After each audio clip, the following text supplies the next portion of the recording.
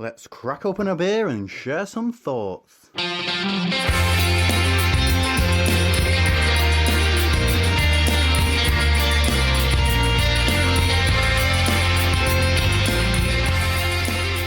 Welcome to Opinions, and we're back in your ears once again. The beer is in the glass, and Martin, can you believe it? This is our 150th episode of Opinions.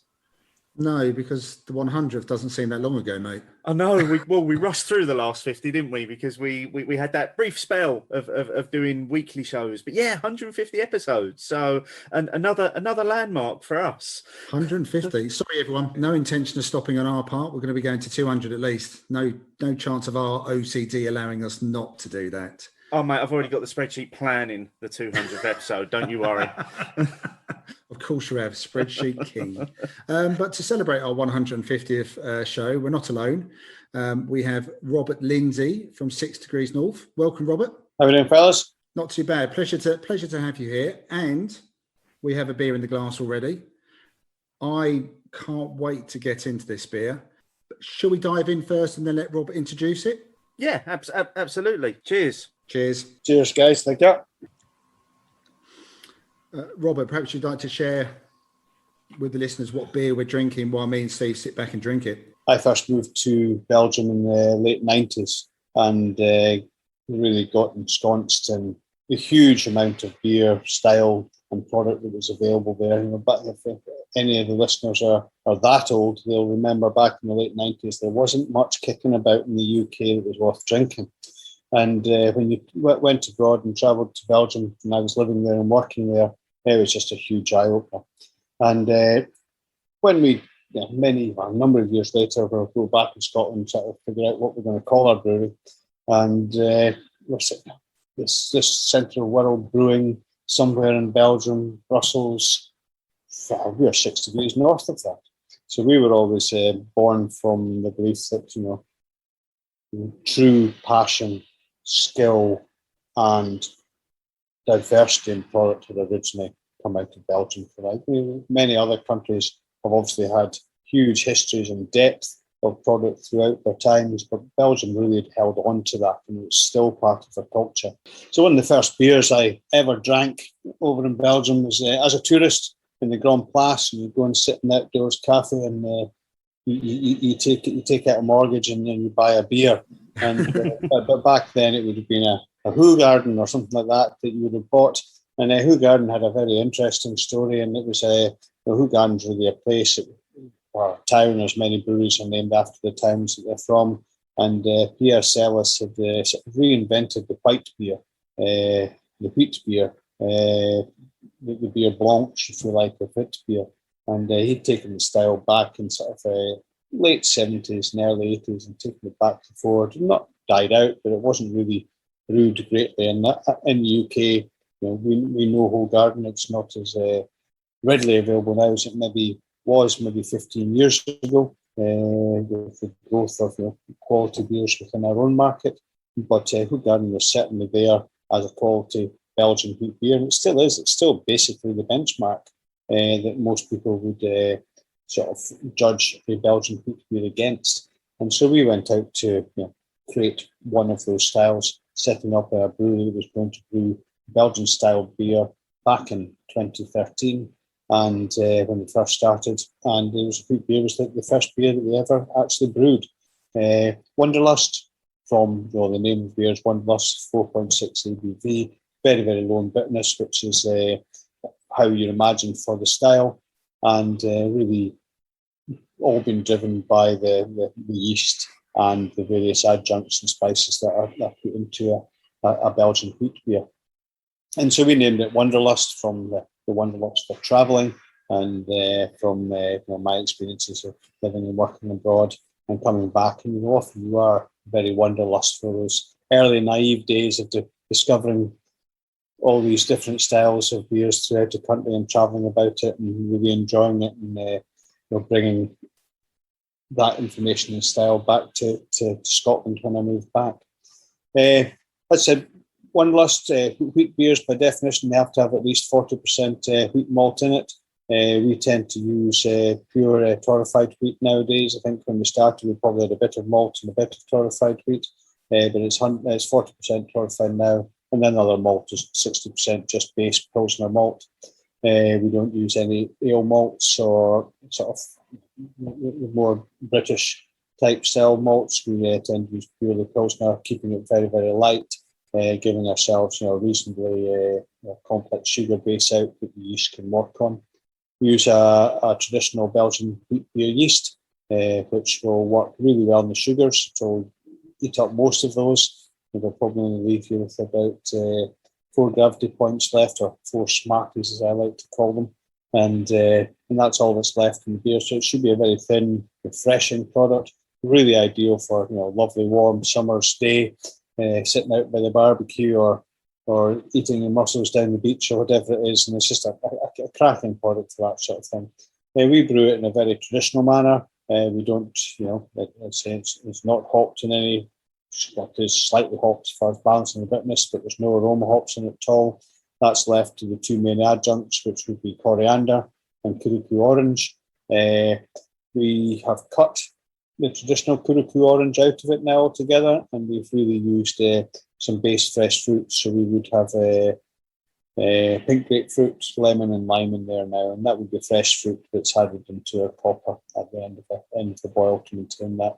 I find that often the commercial Kuruku orange that you can buy is dried and it's quite pithy, and it almost gives a plastic sort of background to it. So I prefer the fresh fruit with it. And so it ends up being a lovely, lively beer, full of flavour, full of spice, coriander. I'd say that this sort of orange, zesty, fruity background, but yeast also gives it a really citrus, sort of lemony type of finish, and that's the style of the yeast. It would have originally been a wild yeast, so it produces a reasonably low acidity within the product, and so it gives it that sort of freshness and lift to it, if you like. It's lemony is overriding the aroma and flavour for me, I have to admit, with that bit of grapefruit in the background. Really interesting to hear you say about the fruit additions as well. I wouldn't have had any idea you did that. But it is so refreshing on a warm day. I think, well, this is certainly my first beer today. You Steve? Yeah, I went out for a ride after work tonight as well, and this would have been perfect once I'd got back from that, just to quench my thirst. I mean, it's doing the job now, a couple of hours on, but yeah, it is so refreshing, and as you say, Robert, it's very, very light, and you just have this wonderful finish of it. So excuse us, this is something you'll hear a lot from us tonight probably. It's very Belgian-y. It has got all of those Belgian-y characteristics, but the finish is so well balanced that it refreshes you, but at the same time makes you want to drink more of it as well. I mean, the beer shouldn't be slamming you in the face and give you any huge, massive yeast characteristic, a massive coriander characteristic, a massive fruit characteristic. It should be balanced. It is for, in Belgium, it would be drunk as an everyday drink. It's something you drink for lunch. It's, dare I say, it's something you may drink for breakfast. And, it's something that's there. It's just meant to be nice and easy. It's not meant to challenge you. You're meant to be able to drink it, not get over inebriated. It's people will cook with it in their mussels, they'll steam fish with it, all that sort of stuff. It's to accompany things, it's to enjoy the day with, and it's not to get drunk with. So it should be really, really well balanced. I mean, this beer, I would echo what Steve said. I reckon a few minutes after getting off the bike on a hot day, bit dusty, bit dry. Yeah, it's perfect for that. I mean, this is going to go in 5 minutes. Yes, I mean, it's we all like to experience new things, and especially in this fast-moving craft beer world. And I imagine a lot of people who listen to this episode, they'll be the people that are wanting to try the next product, try the next brewery, try the next thing.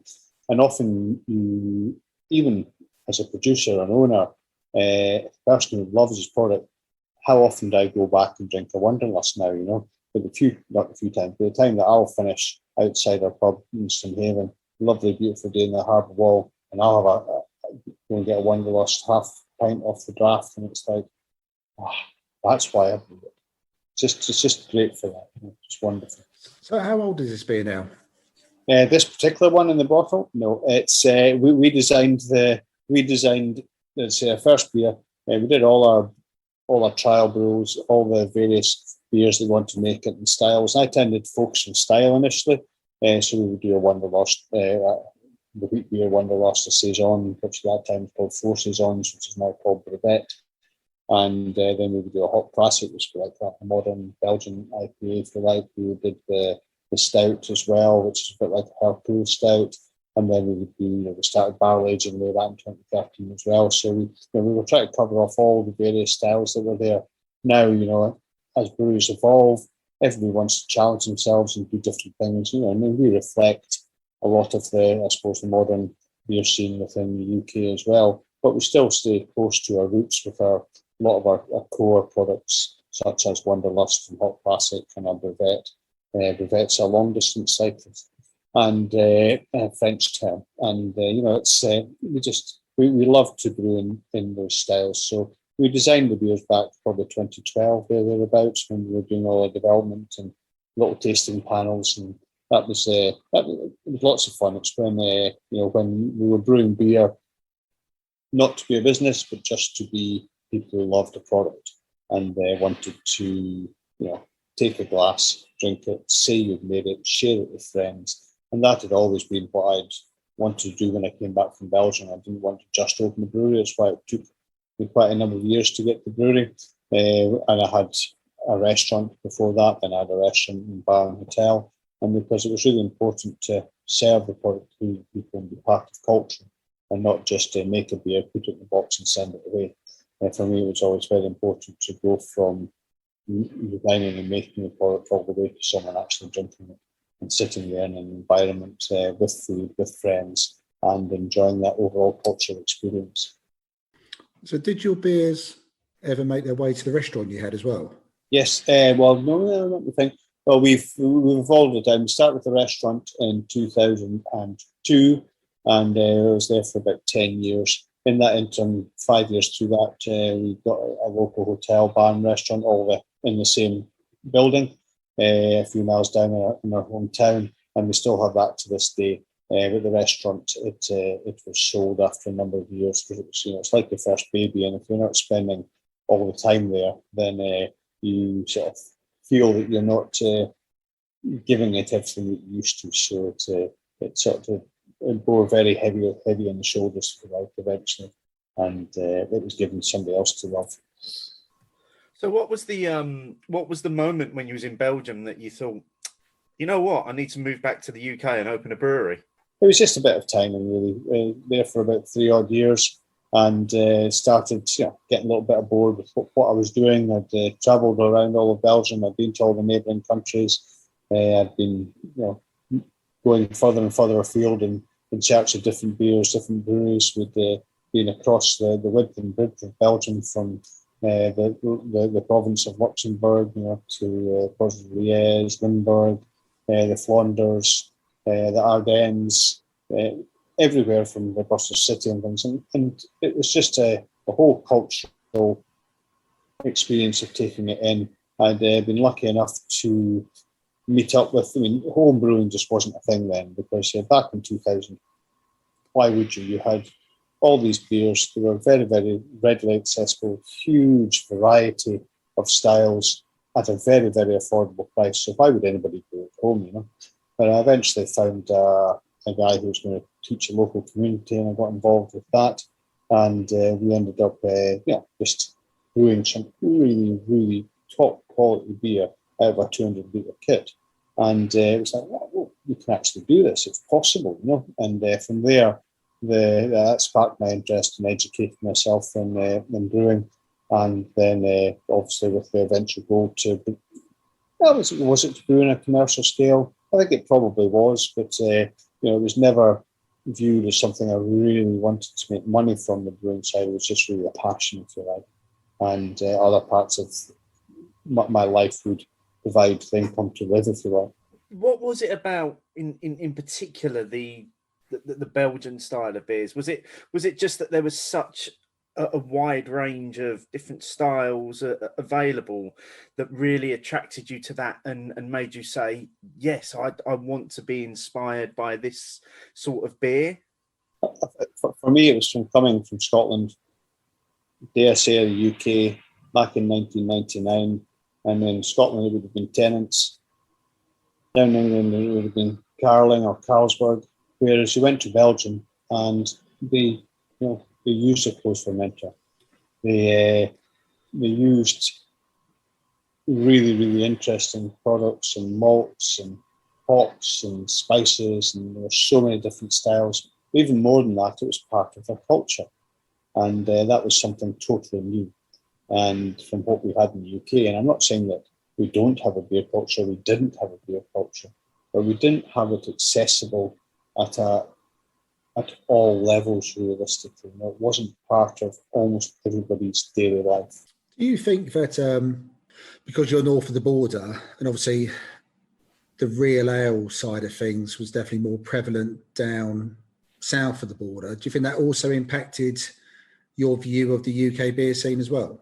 I think so. I mean, I was very aware of real ale and where it was, but what we had up here was Jukers. You might have had Bitter and Twisted and things like that were sort of being slowly introduced at that sort of time, but there wasn't a lot. We were 15 odd breweries probably back in that sort of time, and there just wasn't really a lot being produced. And you would see Landlord everywhere because they'd done their marketing over many, many years. You would see Jukers, and you would see some of the newer breweries, but they were all just producing real ale, and we just didn't have a huge amount of it. And were you ever worried that setting up a brewery to kind of specialise in some styles that had maybe never been seen in the UK before, were you worried that the market wasn't going to take to that? Has it? I think we're in a place where I think you mentioned it earlier. People are always striving after the new, aren't they? Rather than just finding a really good beer that they can return to. But I think 10 years ago, almost 10 years ago, as you say, the tide was just beginning to turn, and we were just beginning to see, IPAs were just becoming a thing. And at that time, there's you setting up a brewery saying, right, we're going to produce Belgian style beers for people to try. It was interesting. I mean, we were, if we take Brewdog as a timeline, 2007, they're thereabouts, and they're obviously our noisy neighbours up the road, and they started very small once upon a time, and then we were probably about, as you say, the best part of 7-8 years behind where they were.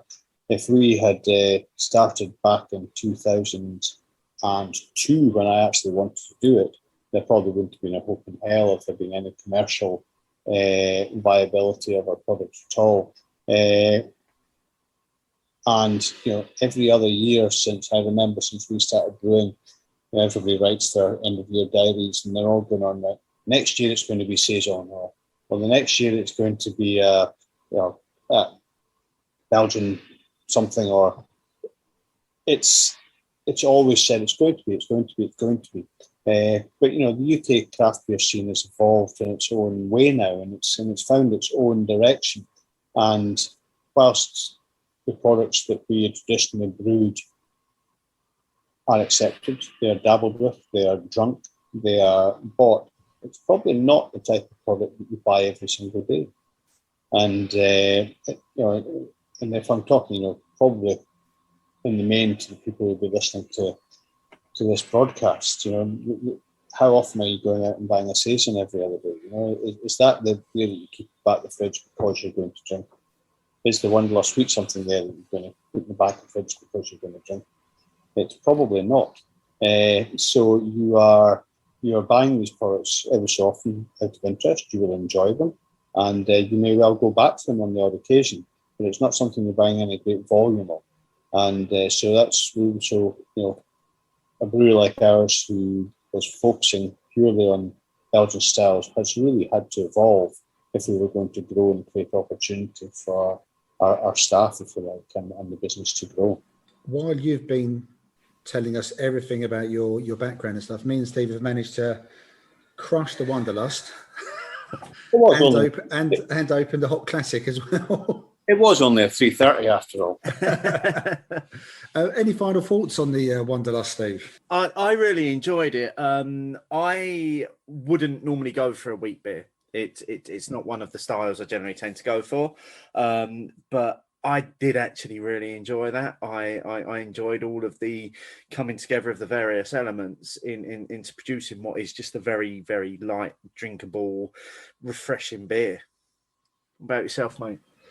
Nothing else to add on that. It was really, really easy to drink. I'm more of a fan of the wheat beers than you are, but I have to admit, the last couple of years, I've definitely veered more towards the Belgian style of wheat beers or white beers than the German style. I think it's just a more lightness about the Belgian beers, and you don't get so much of the banana elements coming through as well. But as I said, we've opened the Hopclassic already. Belgian IPA. What's the background behind this one? Again, it's fairly classic or new. Is it probably a new classic? Is that a better way of saying it? Yeah, so you would certainly put it in a new style for a Belgian beer.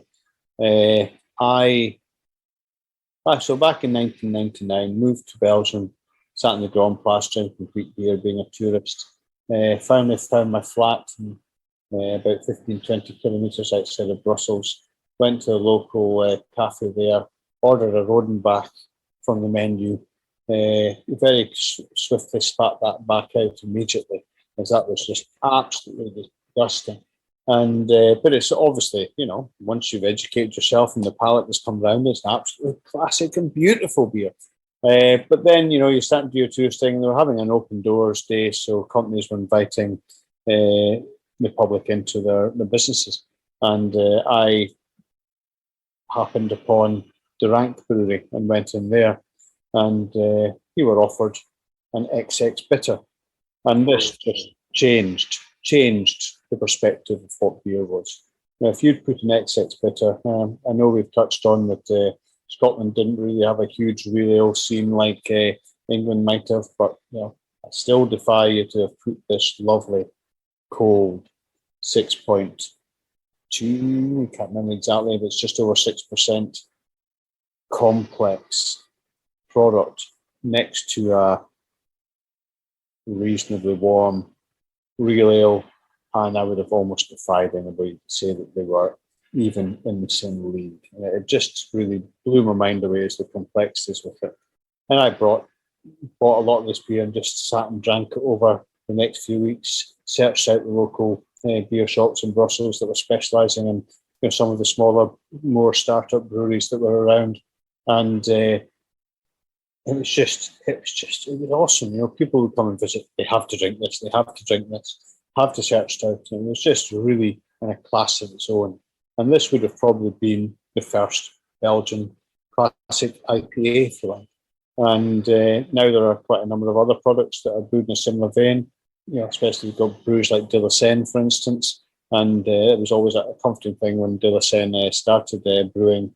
I said, I really like this product of theirs. And then eventually went and saw them, had a chat with them, and where did they learn to brew and where did they contract brewed initially? It was out of Duranca. So it was good to see the palate followed things without knowing the history. But this product was just amazing. It was awesome. And it was Hopclassic is the beer that I always wanted to brew. It was the beer that I had really first discovered the love of beer with, and that was XX Bitter. So in theory, this was a sort of homage to that product.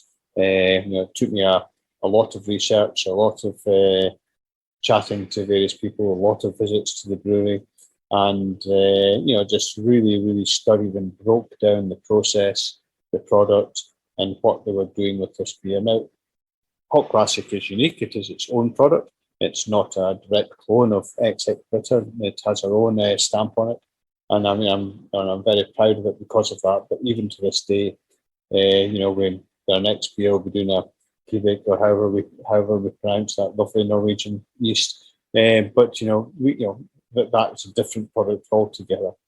But we come back to this, and I'll just I can eulogize about it for hours and hours and hours, and I'm just it's a classic Belgian beer. It's very simple, but yet very complex.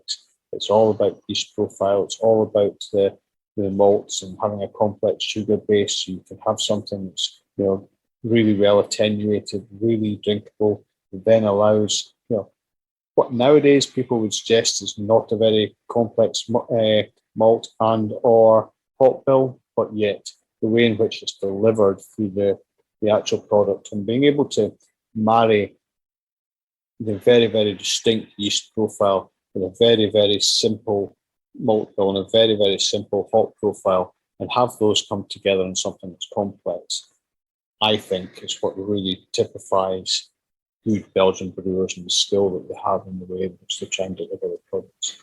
It sounds like you're very, very proud of this beer, and rightly so. Full disclosure, I absolutely love this beer. This is the beer that kind of really, for me, this was the beer that I discovered your brewery with, as well, and I fell in love with it, and it just works so well.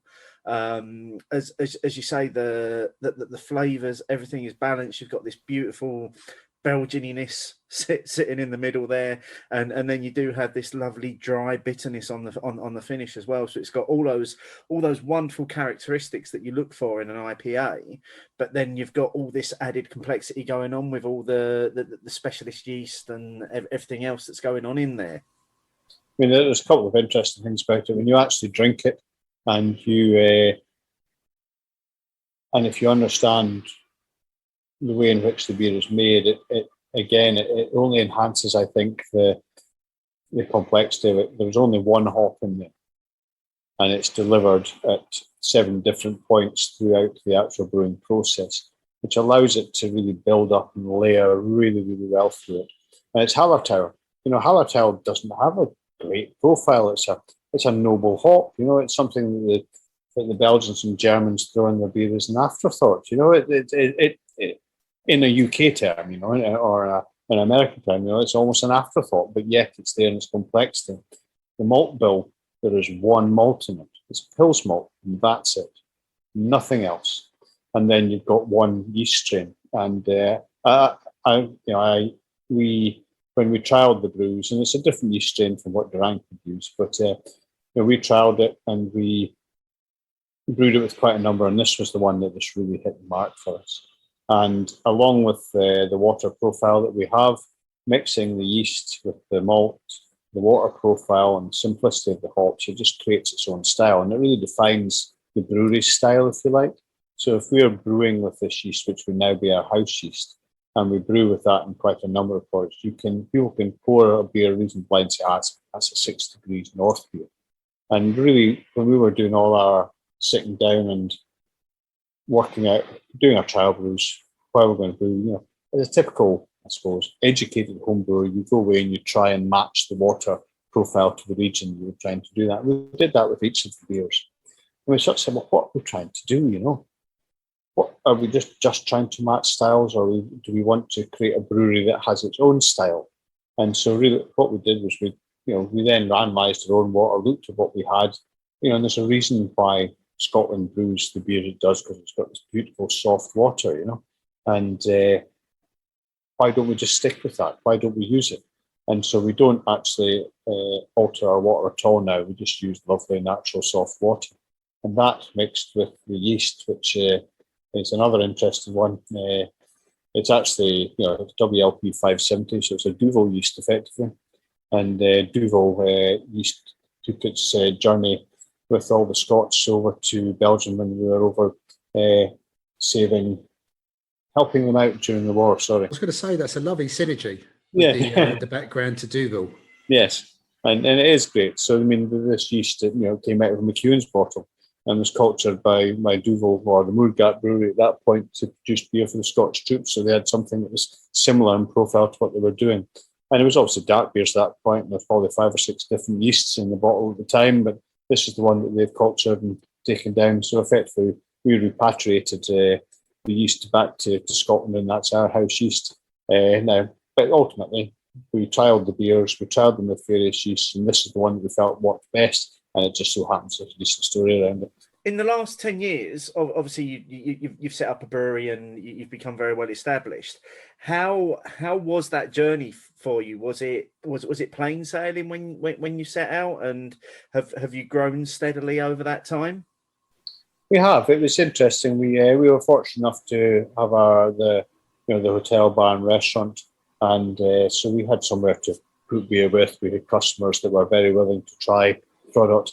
I was like, I think most people of that era. We were sitting there. We had this romantic idea of where we should make beer, how we should make beer, and how that would look. And I probably spent the best part of 5-6 years looking for the right premises to do that in. Unfortunately, 144 steps from the back of the pub, sort of an old mill, if you like, came up, and we managed to purchase that. And that gave us the perfect romantic place to brew beer in. And then within 6 months, we ran out of space and had to move to a nondescript warehouse where we should have started 7 years earlier, and we'd been a long way ahead of ourselves. But that's the journey you go on. You're romantic about it. That's what you want to do. And it was very interesting. But we had the bar. We then opened the brewery in June. And we opened the brewery in June? We put our first beer in April. And April 30th, that's a lie, March the 30th, we put our first brew in 2013. And then we'd actually opened our first bar after the hotel bar that we've got in late June that year. It just so happened a building that we couldn't turn down turned up, and we really put all our efforts into making what back in 2012 was really a quintessential beer bar at that point. And there were quite a number of brewdog bars around. There were others starting to pop up here and there. But we put 24 taps on. We probably put 8 of our own beers on. Then we maybe had another 8 of Belgian product, and then sort of rotational lines, if you like, from other breweries around from there. We had at one point we had a 300 strong Belgian beer list. It was, but things have changed huge over that time, and in the last sort of 8 years, and how people are drinking beer, what products they're drinking, what styles they're drinking, and you really have to adapt to that as time has gone on. We obviously opened another 3 bars after that. One in the first one was Aberdeen. Then we went to Glasgow, Edinburgh, and Dundee. And we've always maintained our sort of our flagship, if you like, a brewery tap in Stonehaven, which is our hometown where we grew up.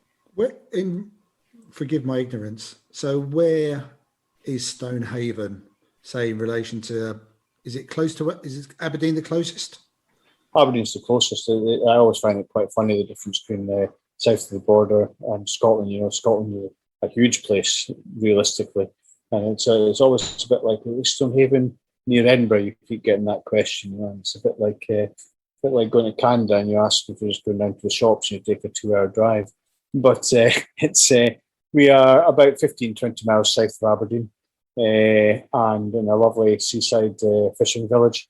And it's just old fishing village, not so much now. But it's a lovely picturesque town, and it's just it's where I was brought up, where I went to school, and it's just where we've got really, really good standing within the community. We organise a really large charitable beer festival up here with quite a number of friends. And the reason it's part of the brewery in a way, because a lot of the employees, they'll give the time for free to help out and ensure that the beer festival comes together. But it was really the sort of brainchild of 4 or 5 friends, of which I was one of those, in Stonehaven, and we've created that over the past sort of 11, 12 years, if you like. And it's grown up to, it's got about 6,000 of an audience over a long weekend. It's got a cyclist 40 for 1,000 riders taking part. We've got about 120 beers on draft. Breweries from all over England. We've had breweries from Belgium, Scotland as well, obviously, and we've managed over the years to raise about £180,000 through that. So we like to think that we're part of the community. We've got a lot of our employees have been with us for a long time, and they've come from families within the community. People drink, who've gone in as dishwashers, on to become chefs, and maybe still working with us now. So it's a really, really good tight knit community, and it's what makes the day to day work enjoyable. It sounds amazing. I mean, I can literally just picture the place in my head. But it's also great that, like you say, it's a real legacy that you've built, isn't it? Because if it's the area you grew up and now you're putting back into that area as well, aren't you? It is. It's a double-edged sword as well, because then you have that commitment to your local community as well, and you have to go in that very, very fine line between, as just a person, you've got a family, you've got a life, I've got my bike as well, and we've got our interests, and we need to separate that, and in a way that's why my first sort of restaurant and bar had to be left behind, because it was my child, it was part of me, and I had to, while still be part of the community and still enjoy that and still want to embrace it. Yeah, I had to take a little bit of a step back just to allow myself and my person a little bit of time out with that. You can, the beauty and the danger is that it can own you, and you have to find that balance, which is very, very fine. Well, we'll come back and talk a little bit more about that balance and some decisions you've had to make recently in terms of the business and moving it forward. But Martin, we've really got to stop letting Robert do all the talking, because once again, my beer's gone. I've drunk the Hopclassic. It's finished. It was absolutely delicious, and it was all I could do to drag it out as long as I could. Any final thoughts on the Hopclassic? It's so easy to drink, and I think the phrase that Robert said about keeping the beers balanced is very accurate in those first two beers, because for a lot of people, especially at the start of their beer journey or when they're starting to discover new styles, certain Belgian beers could be maybe a bit overwhelming, a bit overpowering, and those would still have those elements of it, but because of the balance and the finish, it does draw you in. Yeah, and I will, listeners will know, I was one of those people. I have been on a bit of a discovery in the last maybe 2 to 3 years now of really beginning to enjoy Belgian beer. I wasn't a big fan prior to that, and I've really started to come around to it, and what I've discovered, I like, and I want more of. And I think these two beers would, maybe if you discovered these type of beers earlier on. Yeah, I think I was simply drinking the wrong beers. Yeah, these two beers, and I'm not going to use the gateway word. They would be two very good beers to introduce someone to the world of Belgian style. Yeah. Well, let's move on to the next beer, because that's slightly different style-wise than the two that we've previously had. So while we're pouring this into the glass, Robert, would you like to tell us what this next beer is? Well, it's a New England IPA, really. In all its format, it's brewed with our, I would hope, typical balance. New England IPAs are often, they're going to be, by style, they're going to be reasonably sweet. They're going to be creamy and cloudy. But we always, just put a little bit of bittering hop into the back of it, ever so slightly, just to try and balance out that little bit of sweetness, so it gives more of what we do as a brewery. It's brewed with Duval Yeast, or however you wish to pronounce it, and and it's a New England IPA in all essence. It's reasonably low in ABV for that. It's not a triple IPA by any sense. It would just be a standard sort of ABV for it. Cloudy. The hop base, it's. Let's say we've got a little bit of Magnum in there, just to the very, very base, just to help balance out the bitterness, and then we will take that into a whirlpool with the sort of mostly Citra and Mosaic, and then into the FV for dry hopping for the Citrus, Mosaic, and El Dorado. And it was our, I suppose it wasn't our first New England IPA. We'd brewed a number previously. We'd brewed with Track. We'd also done with one with Wylam as well. And we'd we brewed the style, but we hadn't really done it within our own portfolio. And during lockdown, it gives you a lot of time to think. There's not that much business to be had. We'd unfortunately had to furlough the majority of our staff, which left a few of us running on like blue ash flies, dare I say, just really running, delivering beer, turning the business upside down overnight, taking it off a keg, putting it into at that point, which was bottle, and then sort of slowly going towards, well, what we're going to do. People are wanting new beer, they're wanting different things. So as we were saying, as you get a lot more in touch with your customer base over this last year. You've had them on a direct mailing list, you've had them in your inbox, you've had them ordering from you. They haven't just been standing on the other side of the bar, taking a beer and going away and sitting with their friends. And you get feedback, you get to know what your customer wants, what you want to provide. But we've really got, as a lot of breweries did, a really good in-depth look at what the market was looking for out there. And we quite literally had to compete within that market. If we didn't, we wouldn't have survived the last year. And so we had to look at brewing new, different products from what we'd done previously, so that we could reach out to basically different customer bases, if you like, which would allow us to survive. The furlough scheme was there, but it didn't pay the mortgage, it didn't pay the business's loans, it didn't pay the parts of, didn't pay rates, it didn't pay electricity bills, it didn't pay rent, and it certainly didn't pay the parts of people's wages that furlough didn't cover. And so, you had to go out there and you had to search for every possible piece of business you could get just to survive and keep the people that were with you employed. So this is a bit like that. And the beer's called We're Not All in This Together. And now that I've had my rant about all the stuff we've had to cover in the last year, we are not all in this together. I suppose it's a bit of a departure name-wise for things like that. We'd used, Hopclassics, Wanderlusts, things like Peloton or Omnium or Brevet, fairly short naming things that had a little bit of meaning behind them. But we are all not all in this together. All seems a bit too trendy for us, if you like. Yes, and New England IPA, Duval Yeast, long name that means nothing. But we were brewing it and we were searching for a name to call it. And our government had decided that instead of changing the tiers that we were in at that time and allowing us to open our bars, they would actually go on a 2-week recess and have their holidays. And so at this point, I'm not criticising what the government or the Scottish government has done for us as a nation over the last year. It's a fairly tough job, I think, to have. But at that point, when they took their 2-week holiday, and I can't remember the last time I'd had a day off, it really seemed like we were not all in this together. And hence the name was born. So, for me, it's, I've grown to love this style. I've been to all the beer festivals, I've chatted to all the brewers, I've started drinking this type of product quite a number of years ago.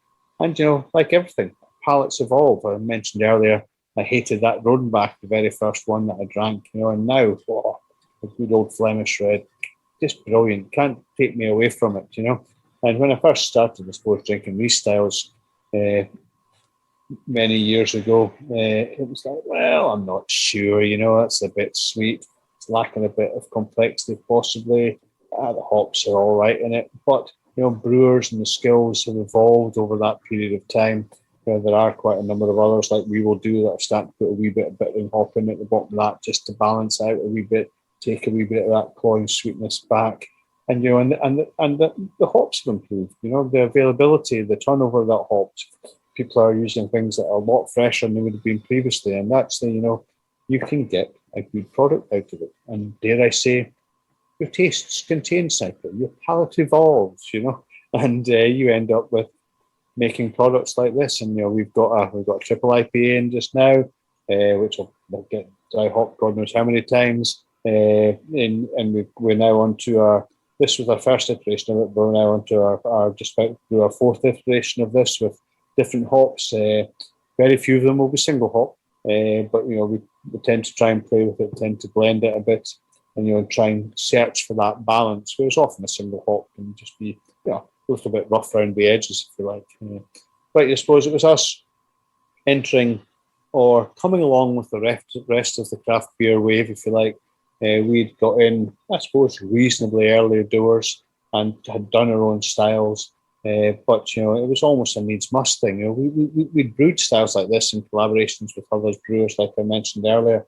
And they were great fun. They were really good styles to brew, good styles to learn. And we really enjoyed them. And people would drink them in our bars, and our staff would love them. And it was great to brew the beers.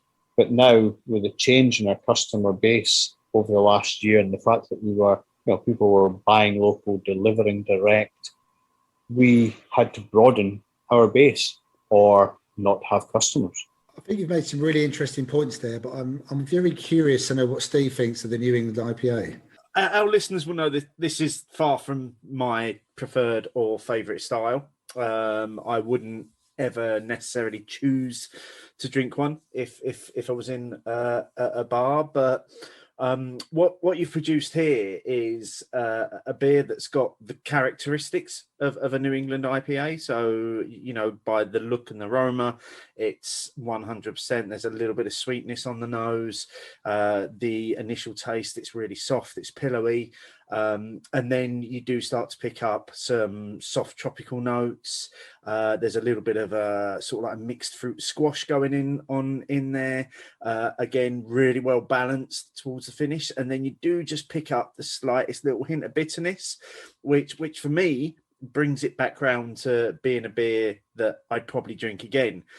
Because one of the things that I don't like about New England IPAs is the lack of bitterness. I want my beer to give me an experience like I'm actually drinking something, and I'm not just drinking fruit juice, and that's what this does. Now, I don't know whether it's got something to do with the Duval Yeast or not, because I've had a few beers now with that in, and it seems to be this little magical ingredient that does something to flavors and just softens them and just balances everything out.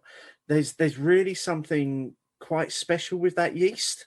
I think it works very well. I mean, we've what have we done now? We've probably done 6 or 8 brews with it, but we've also started to use it in a blend with other yeasts as well for doing other products, and it's very, very interesting.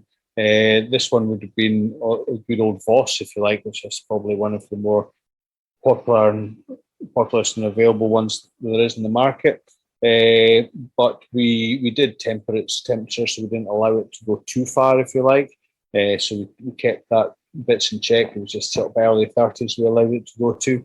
And I think we also thought about its general characteristics. It tends to produce an orangey type background and that sort of thing. So we tended not to use hops that had a lot of orange type things in it that would come through, so that we could create a balance and a mix within that and use the yeast as part of the flavour and part of that juicy profile that you're getting out of it.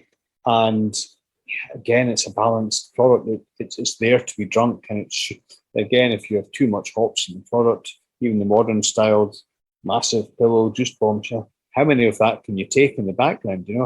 After you've had 2 of those, and I'm only talking 2 halves, do you really want another one? It's whereas this, I think you can drink quite a number of it.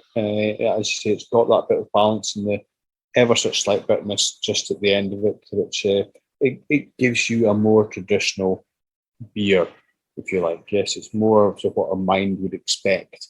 And for me, that's how we set out about it and developing it. We didn't just we could have just produced something that's very hazy, given it a neutral American yeast, and then dumped heaps of hops in the fermenter and just watched the pound notes fly out the door. Instead, we tried to produce something that was true and honest to what we did in a good balance. It works. Steve was very eloquent about what he said about it. I think it's a really nice meld of the Duval yeast, the New England fruitiness, and there is just a bit of dry piffiness towards the end. And like Steve says, I think not only does that balance it out, it draws you back in again for that second sip, that third sip. And yes, I could see me drinking more of this. I could see myself opening another can. a few cans would probably up the ante for me, given it's what, 5.7, 5.8, somewhere around that. It's still very low in Belgian terms. I mean, Belgian terms, yes. I mean, obviously, when I'm in Belgium, I never fall over after drinking their beers. But back in the UK, they put me on my arse. But for some reason, when abroad, there is a different gravitational system going on. I have not quite worked out what it is, but it does seem to occur. I'd agree with that. But yeah, it's very easy to drink. It was pleasing to see it not being too full and thick when we poured it into the glass. I think me and Steve both appreciated that. I think you can just go too far with that, Yeah, but it's got a lovely fruity aroma. I think the aroma would, on a blind tasting, I think that aroma would definitely get people's New England IPA senses going.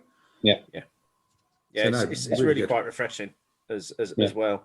And to be fair to this beer, it is, we're trying to brew this in fairly small quantities so it'll turn over quickly, which is what you need to do with this type of product. And you've probably got the last two that is available of this, because we were just coming to the end of this run. We hadn't quite packaged the next one. So, to be fair to it, it's probably the hops probably dropped ever so slightly off of the aroma side of it, but just a little bit. And it's another really good reason to have a little bit of hopping behind it, because if you do, how long is it going to take to sell a beer, especially in the current environment? You just don't know, so you have to have a little bit of balance in there. Whereas if you've got some of the products out there that are stuffed full of hop and have to be drunk at a certain, within a certain week or two, then it doesn't become realistic for a lot of breweries that maybe don't quite have the hype and maybe don't quite have the turnover of that. So they have to adapt to that and produce something that's going to stand up a little bit more over time. Just want to say the carbonation on this is excellent compared to some thicker, juicier New England IPAs.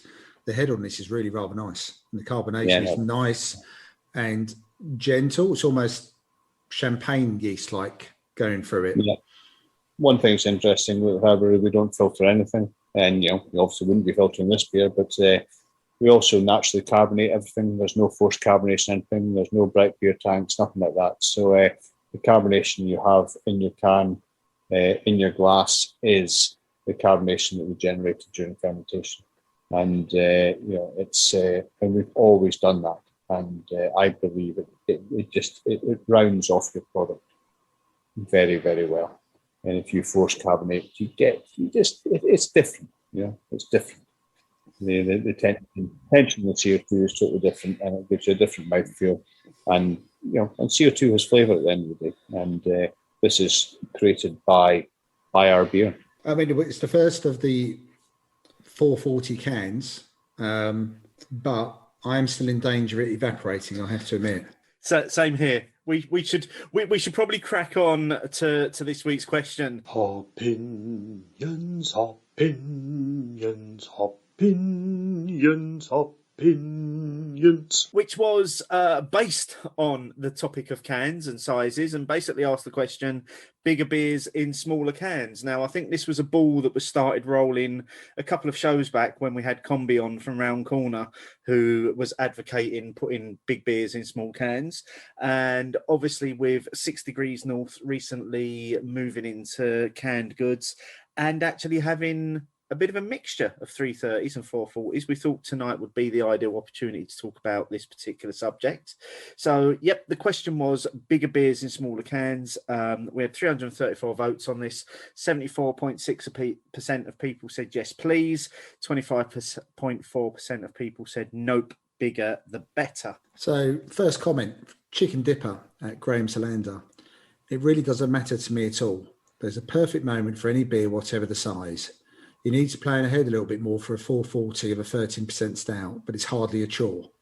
From Carsmile Steve, at Carsmile Steve, fine as long as you've got someone to share with. As the only beer drinker in the house, 440 of a big beer is a bit too much. From Bob Maxfield, at Bob Maxfield, I think bigger beers in smaller can is a safer alternative and responsible. But personally, I like the 440 millilitres cans. It's easier to share with my drinking buddy. Sarah Maxfield. From the Owl Lady, at the Owl Lady. Yes, yes, all the yes. On drinking nights, I like to have a few beers, but for me, more than 2 over 6% for 40s is a killer. From JT at Owl and Metal, it's topsy-turvy when an Impy or a Dipper is in a 440, yet a 3 to 5% is in a 330. But for me, I seldom buy 330s as I just drink them too quick, so end up consuming more overall, whereas I take my time with larger cans. And then from Stu McKinley at Glidub, 100% Owl vibe right now. All specials in 330 so that they cost less than your lunch, or almost less. Guess it depends where you're buying lunch, Steve. I imagine Stuart. yeah. Yeah. From Round Corner Brewing Limited, surprisingly, as we spend 8.5% of our time on podcasts lobbying for Imperials and 330s, we love this topic. To be fair, we thought you might do, Combi. Yeah, well, they did start this topic as well. Yeah. Dr. Goggles at Dr_Goggles. Yes, for sure. Also keeps the price a bit more manageable too. From Beer and Beano at Graham Dean. I'm torn. I like a big beer and I like lots of it, but I do understand it's far more sensible to have smaller cans. Smaller beers and 330 milliliters smacks of beers tried to sting me for 2 cans though. From Mr. Beer Nouveau at Mr. Beer Nouveau. And we know, Steve, you're hiding yourself with your new Twitter handle there. I missed this one, but abso-fucking-lutely. Not everyone wants to chug back 440 of a 13% Imperial Stout or needs enough of it in the can to fill the Tommy Tippy beaker they're using as a glass this week on the Instas. Some people just want to sip and enjoy beer. And then the final comment this week is from Mark Johnson, who simply says, smaller beers in bigger bottles, please. To the point then. Thank you very much, Mark. Yeah. Well, thanks to everyone for inputting on that one. There were quite a lot of comments, and as usual, we've only selected a cross-section to talk about there. I think, Martin, our views are quite well known on this, so I don't think we need to go over what we think again on this. But I'm very interested to get Robert's view on this, and in particular the decision, because you've only recently started putting your beers into cans, but you have a mixture of 330s and 440s. Was that an easy decision to make, or was it one that you kind of thought about for a long time? Why did you go down that route? It's very interesting, isn't it? Cans. We wouldn't have been talking about cans 5 years ago. It was bottle. Then, the 440, 500, 330, how different styles are, what strength the beer is. It's an extremely complex minefield. You've got the simplest of terms. Certain breweries are just, it's a marketing thing, yes, effectively. We have a bigger area to present a nice picture. It tells a story about a beer, and people will buy beer by looking at the picture, and then they drink it. If you could be cynical and say you put in a 440 and somebody's just going to try that beer, well, if it was in a 330, you were selling a lot less beer. If you only produce your beers in 440 and that's all you do, and people are buying a lot of your beer, then you're going to sell a lot more beer. How did we approach it? I probably wouldn't have gone down the 440 route, especially if you're producing beers that have a bit of strength in them. I think if you're going down the strength argument, then 330 wins every single time. I don't think there's any, unless you just want to go out and get very drunk, or maybe the odd person says, I'm just going to have one can a night and that 440 does me. Well, they're not a friend of mine. I tend to drink more than one can a night, regardless of whether it's 330 or 440. So that argument doesn't work for me. But I can see those small ones. But basically, if you have a stronger beer, it's 330 every time. Now, we're going to contradict that. Our next beer, over 6% is in a 440. Why? Well, then you go into the next argument, which is larger retailers. We can swear and call them supermarkets, and we happen to have up to 3, maybe 4 products that are in supermarkets. And that is part of our growth. That's part of us growing. That's part of us getting our product out there.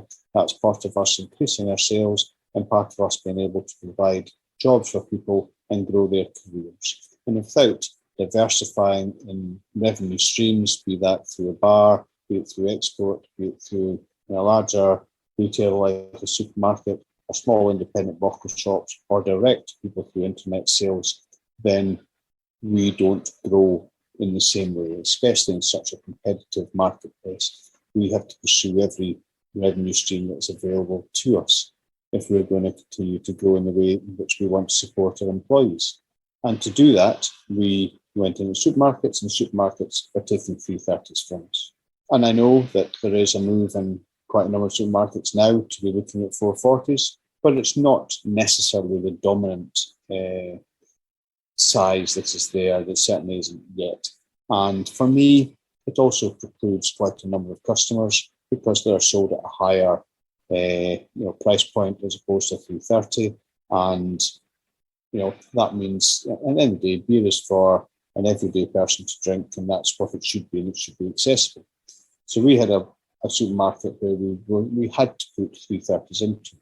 We then have a local bottle shop base that supported us since the very beginning that wants 330s, which in a way was quite surprised because we asked a lot of other independent bottle shops and retailers what they wanted, and they said, well, we'll sell the majority of 440s.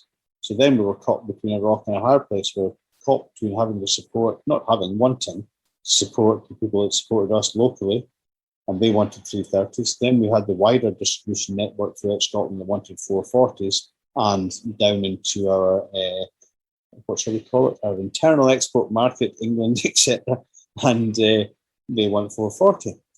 So we wanted to also differentiate between the supermarket product as well. And whilst we are still doing a small amount of 440s of the product that goes into supermarkets, the majority of the 440 products is beer that is not in a supermarket. So that means that we can, in a way, get around the argument that a small independent bottle shop would have and say, well, we can't really compete with the supermarket. Yeah, we know that, and but we still want to support. They still want to support us, and we still want to support them. So we are saying that things like we're not all in this together, Darkness Inside, our Blackberry and Cherry Saison that's about to come out, our Keller Pills that's about to come out, our black black pills that's coming out as well. It's a low ABV, 2.8%. These things, these specials, will just appear in 440s. And they'll go into like the independents, will they? And on your web shop, that kind of thing. Yeah, so they go for that. Now the 330s are still going to be available on our web shop. There will be 440s occasionally of the core brands because some of the independents want that, yes. But we did want to create a distinct differentiation. So if an independent said, I'm not going to stock a beer that's in the supermarket, that's their choice. And I only want to stock beers that are not there. So we've got a clear differentiation point between them. Yes. And so that was our thinking. So that's how we've ended up with 330 and 440. I think if I was ignoring external market forces, I would just be packaging the 330s. If it's a strong beer, it's 330. If it's a Pilsner that you want to be cold, you want to, why should it be in a 440? It's going to get warm. So there's arguments that realistically 330 is the best packaging there is. Having said that, you've just drank the all not in this together. It's a 440. It seems to suit the packaging. It seems to drink right like that. It's certain things evolve, and that's just because I suppose you've been forced into drinking the majority of the types of beers out of 440s, and that's just sort of how your mind drinks it. It's really interesting views there on the cans, but the one thing I want to come back to is, so I think your views about 330 versus 440 is quite clear, but the decision to move from bottle to cans, was that purely driven by the fact that you moved so far because of COVID, you moved away from selling draft beer into small pack, and cans were a better alternative to bottles? It's a very difficult one. We if you take Hopclassic, I would have it in a bottle every time. You've drank it from a can, which you've decanted into a glass. And so in theory, there isn't any difference in that product. No, we do it in brown bottles. When we were doing it in bottle, we had a good bottle machine with a good process. So it was well packaged. It is also equally well packaged into a can. But if you're talking about your heart and your passion and being a brewer and brewing the Belgian style, that product shouldn't be in a can, it should be in a bottle. But we live in the UK where the consumer is now demanding can. Bottom line, that is what they want. That is what they will buy. We have a perfect example, whereas we just obviously delisted all our bottles in the supermarkets, and we can do that because we get the data, and it's very instant data, yes. And we put it in the can. The product hasn't changed, but yet for some reason we sell more of it. What's that about? Because it's in a can. It's what the consumer wants. There are a lot of other arguments. Cans are infinitely more recyclable than glass. It means that the good thing is now you can stack 2 330 cans on top of each other in the same space. You could fit that one bottle in your fridge, which is my personal favourite. But they're lighter, they're more recyclable. I think it's interesting that in my head, the first 2 beers I'm picturing in bottles as a wheat beer and the Belgian hop. But if you sent me a bottle of the New England IPA, I'd be going, "What are you doing?" Yeah, because I've grown up with the first 2 styles originating in a bottle, not just through yourselves, through my own trips to Belgium and other breweries doing that kind of beer. Whereas the New England IPA sits firmly in a can. The style turned up when we were already used to cans. And we first put a New England IPA into bottle, and it didn't seem right, And I was convinced that I could put Hopclassic into a can when Burning Sky put one of theirs into a can. I thought, it's okay now. Yeah, but it's if you put your heart and heart, I want to put that first 2 into bottle. But heart and heart, I need to run a business.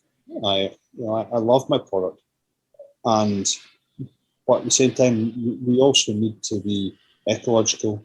We need to be economical, and we need to provide opportunity. I think future generations will care less than we do. Yeah. I have to admit that I was a little bit sad when I first heard that your beers were moving into cans, because I have to say that I think that your old bottles were very, very distinctive in terms, because you didn't just go for the standard 330ml bottle, you went for that really elegant long-necked bottle, and they did really stand out, and you could instantly see a 6 degrees north beer on a shelf in a shop. Yeah. However, your artwork has translated perfectly to your cans, and I think that they are still distinctively 6 degrees north in their appearance. The only thing that's changed is the vessel, and certainly from having had certainly the Hopclassic in both bottle and can, the beer still tastes great.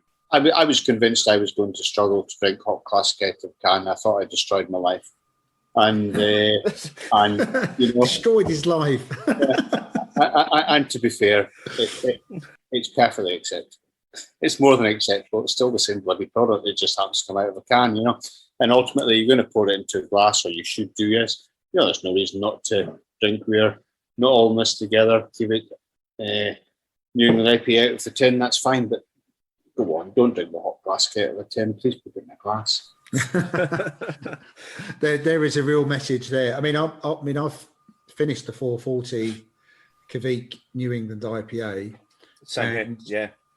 Generally, that sort of style, especially when you mentioned, while we were talking about it, some other ones coming up, and you mentioned a triple IPA, and I'm going, damn, we should have waited. But that was easy to drink. Generally, I get halfway through a 440 of a New England IPA, and I'm often getting it's too sweet, too cloying. It's just too much. I'm dying to share a 440 New England IPA often, but more than happy drinking that one on its own by myself. No, thank you very much. And I say it's all our beers should be about balance, and that's how we try and design them. And it shouldn't just be about big, full-on hop, wild sweet, whatever you want to call it, with something you can stand a fork and knife up in. You really should be able to drink it. Should be, yeah. That's what we drink beer for. We drink beer to drink it. If we wanted to, we'd be drinking whiskey if we were just sipping stuff. Although that being said, this next beer is probably what you would consider a bit of a sipper, maybe. I mean, it's 6.5% stout, darkness inside. This is a fairly new addition to your range, I believe. Yes, I think when we were chatting off air earlier, we were talking about stouts and Belgian stouts, and I was doing my travelling around Belgium. I was riding the motorbike and turned up Delmswars Brewery, where they produce Hercule, and I love that beer. Love that turned beer. out there was nobody around. Couldn't find anybody. Wandered through the whole brewery, tramping over hoses, up the steps, having a look round into their serving room, round there, and then eventually sneaked to a fridge and left some euros just sitting on top of the desk and took some beer away. And what a cracking beer it is. It's over 8%. It's smooth, easy to drink, and just gorgeous. And and there's not many stouts in Belgium. There's quite a lot of scotches, which was that was again a hangover from when we were over helping them out during the wars, and and until recently, we used to brew Scotch in Scotland and send it over to Belgium. And you couldn't buy it here, and you could only buy it in Belgium. And Gordon Scotch used to be actually physically brewed in Scotland, but John Martins have since bought that and then brewed over in Belgium now. But so we were brewing a typical dark beer for the Belgians, but it wasn't really a stout. A Scotch is a lot bigger, sweeter, more caramelly type base, and whereas Hercule stouts are smooth, easy, beautiful to drink beer. And we produced something called Chopper Stout originally, which would have been a lot closer to Hercule. And this was back in 2012, 2013, thereabouts. And we had bars, and we had a huge rugby club and drinkers and historic people who loved the rugby TV stations there. They'd come in and they'd want a Guinness. They want a Guinness, and that gets a bit frustrating after a while. Why don't you try our stout? No, it's too bloody strong, not drinking that stuff. So eventually we reduced the ABV of Chopper, and we took it down to early 4%, still a food base stout, nothing too exciting, but was accessible to everyday drinkers, if you like, which enjoyed. We had a good customer base from it. In fact, we've just delisted Chopper Stout in the last week or two. And when big stouts weren't in vogue, we brewed a big chopper. So we moved to brew into a lighter, more accessible product. Now everybody wants to drink big dark stouts again. And if they want to drink it, they want to drink it at a higher ABV with a little bit more in the background of it. So now we're hopefully catching up with a ping pong game again. And we've taken Chopper out. So it wasn't like 4%. It wasn't really, on heart and heart, the beer that we really wanted to produce. And the old big Chopper, he was good. But so we've moved on. We've now got Darks inside. It's based around quite a number of beers, imperial stouts and stuff that we've brewed over the years. And we've taken a lot of the methods that we use from that, and a lot of the malt bills and things that we've developed over those years to produce Darks inside.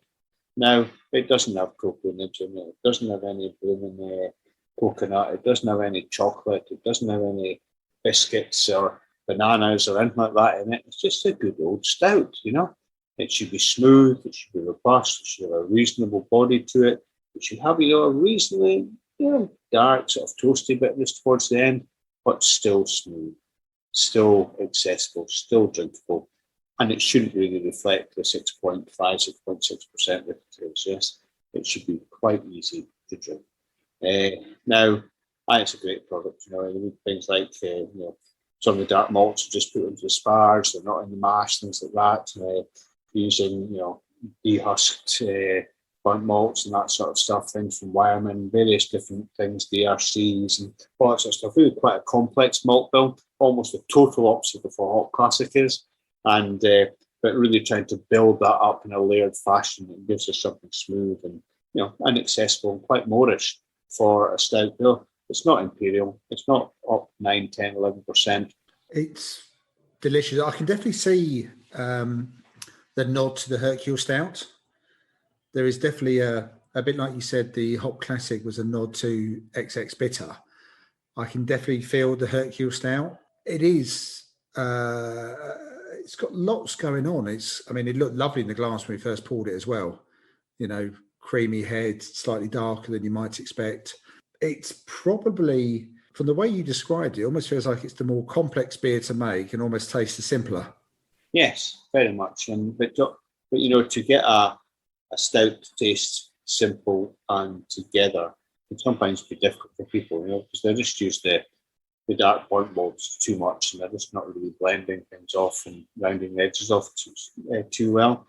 Especially if you're on a homebrew sense and when you first start brewing that scent, you're liable to throw too much at it. Yes, whereas a little bit of a soft touch with this goes a long, long, long way. Yeah, I think it's also we've actually got a blend of 3 yeasts in it as well. So it's a blend between a house yeast, a Quebec, and a big dark Belgian strong yeast as well. So it allows us to get the fermentation going, and allows it to complete very properly, if you like, and which gives a good bit of the drinkability around it, but also adds a wee bit of complexity. I'd have to agree with what Martin said. It is really delicious.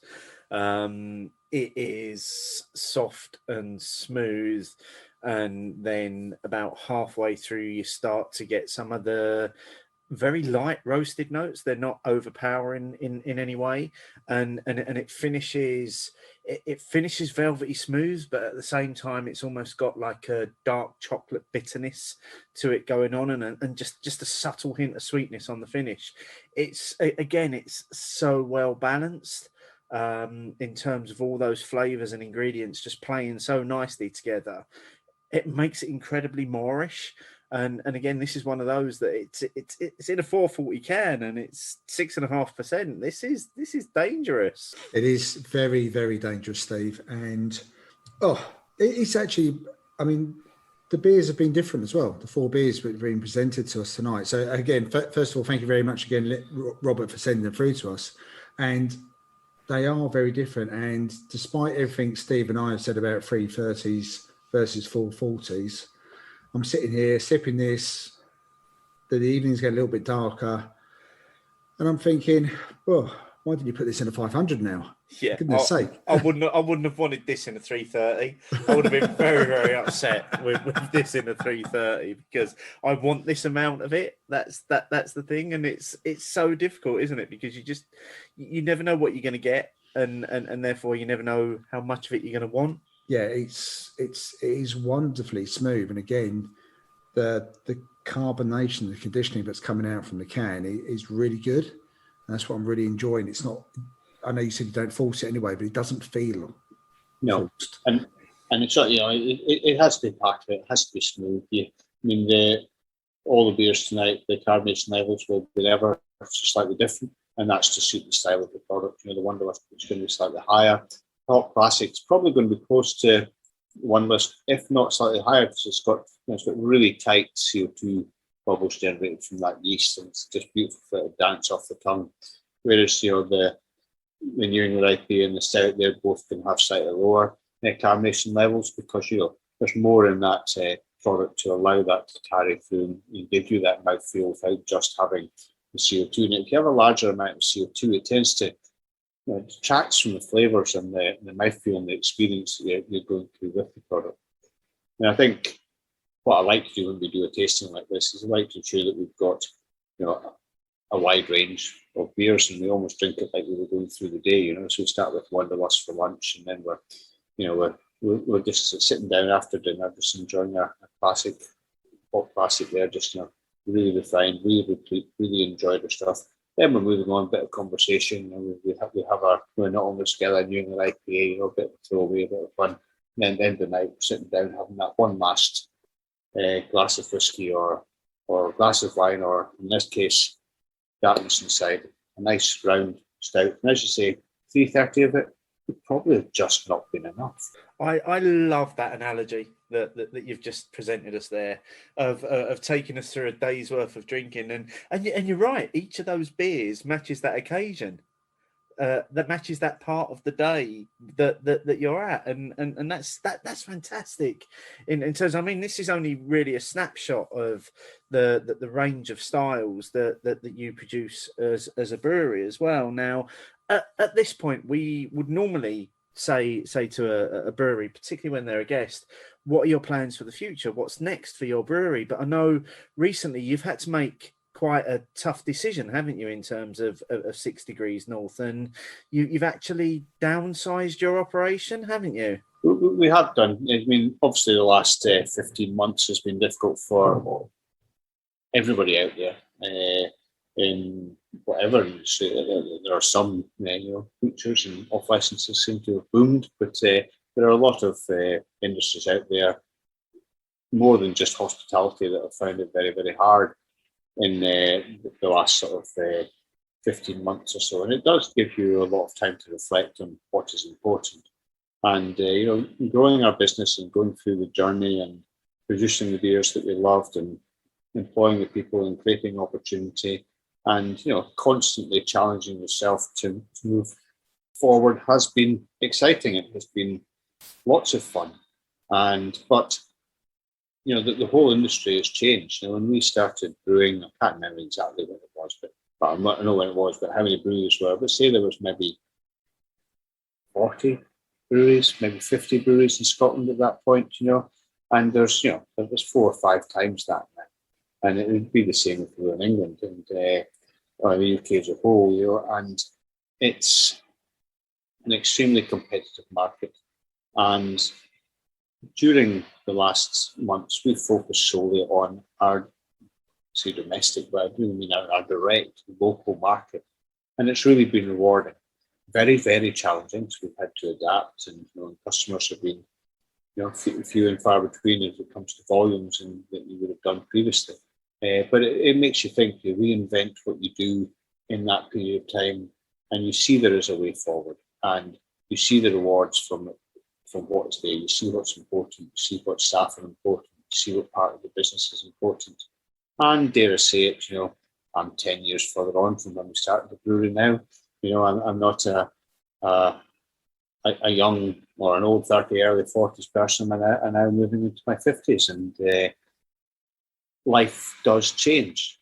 Your aspirations and your goals change, and what you want from life and what people around you want. And I think our decision to effectively close 2 of our bars, one which, to be fair, just wasn't really performing for us. It was just in the wrong place, and it was really, it was quite a heavy burden for the rest of the company to have to carry. And that was taking opportunity away for people that were there when we were having to support it. We're fortunate enough that in our Glasgow outlet that the new tenants are going to continue to buy our beer. They're going to put 6 lines on, so we're still being able to champion our product in Glasgow in a draft sense there.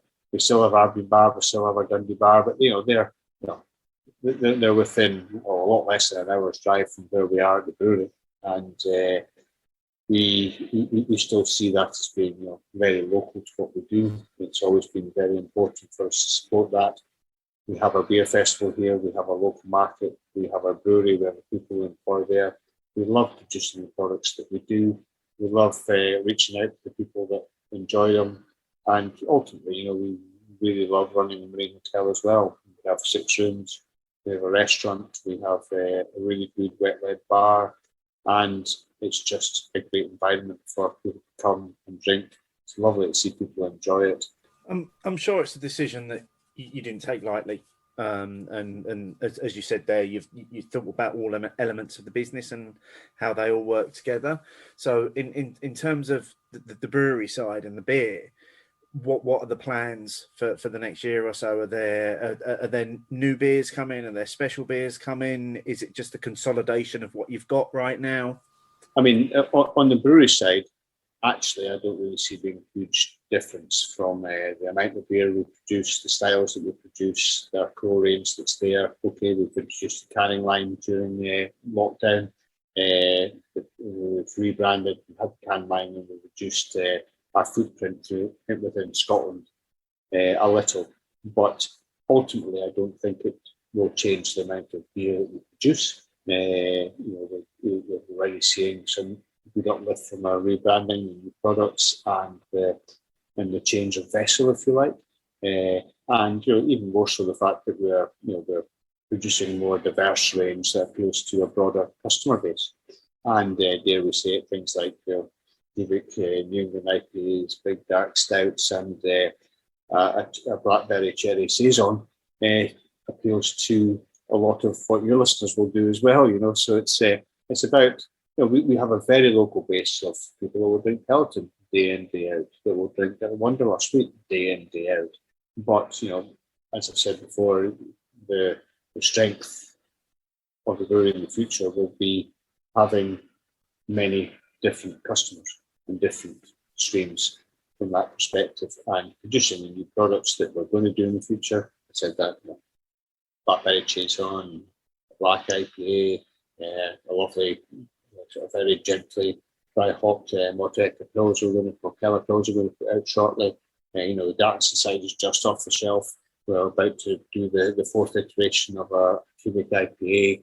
We've got a triple IPA in tank just now. I think a Flemish Red, which just released a short time ago, things like that. So there's many, many different things in the pipeline. And what we're trying to ensure that we also embrace is we give our employee base the opportunity now that we're not so strict on our style, that we're not saying that we have to do a Wanderlust or a Saison or a Belgian IPA, that we have the ability for people to be more creative within that environment as well. And so that allows greater opportunity for different style diversification and just experimenting and having fun. It's great to hear that you're still focusing on those great beers and that you are still experimenting with styles as well, because I recently had the Flemish Red that you put out, and that was stunning, and it made me chuckle a little bit right at the beginning of the show when you said about your first experience of Rodenbach, and then I was sitting there thinking, hang on a minute, you've just put out a Flemish Red, so you must have come a long way on that journey. But yeah, it's fantastic to hear, and what we'll do is we'll put a link in the show notes to where people can buy some of your beers to try them for yourselves. We are very, very grateful for you joining us this week and sharing your story with us. It's been absolutely fantastic, and we do encourage our listeners to continue to get involved. Use the hashtag Hopinions and you can share your views. Martin, what's coming up on the next show? Me, you, beer. Excellent. That sounds like a winning combination, doesn't it? That's all that's going on, mate. That's it. I've still got a little bit of the darkness inside in my glass. Any final thoughts on this beer other than that it's just utterly delicious? The order we've done them in has been really quite interesting, actually. Going from the very light lemony wheat to maybe a little bit more the Belgium and the hop. Then the bit of a departure, the Kvik New England, and then finishing on this, which actually you could mistake as being more of a beast of stout, given the lineage to the Hercule stout, which is at 9%. But the stout itself, it's very pleasing, very easy to drink. It is that end of evening option versus sipping a single malt or something. So no, it's brilliant. And again, thank you very much for sending them through. Yeah, we're very appreciative of that, Robert. Thank you ever so much. And I think really all that's left to say this week is cheers. Cheers. Cheers.